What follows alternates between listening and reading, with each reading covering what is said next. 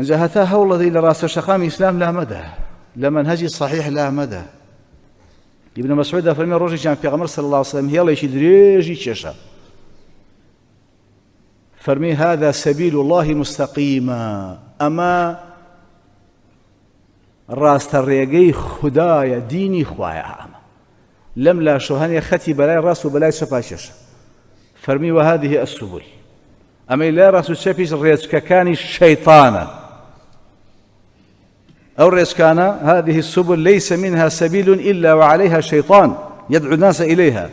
همو أو رزقانا الشيطان لبردميتي خلق بانكا وجوانيكا وإرازيني تولى لراس الشقامك الذين إخوة لابا ورن بملا وأموايا وأولي أوايا وأولي أوايا وأولي أوايا نكن لري راس داندن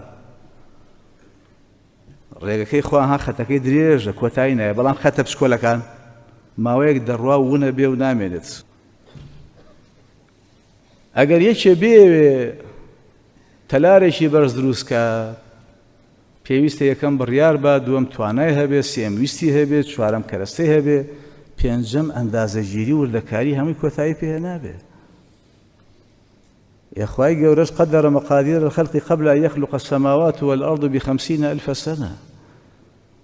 بيش 50,000 سال دروزبوني أرز وآسمان ئەندازەگیری و ڕادەی هەموو شتێ دیاری کراوە بە زۆر ورد لا إخوة.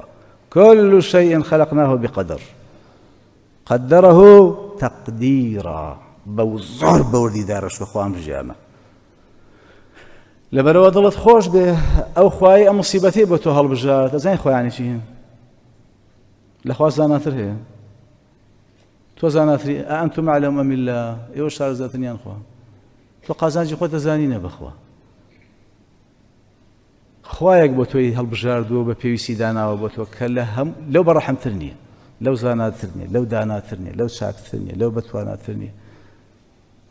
ئیتر بۆ پێ ڕازی ناوی. هەوڵی خۆت بە، ئەگەر شکست هێنا مەکەوەرە بۆڵە بۆڵ، ئەگەر بەکار مەهێنە فإن لو تفتح عمل الشيطان، چکە ئەگەرە بەکار هێنا پیلانەکانی شەیطان هەمووی دەکەوێتە کار دژ بە تۆ.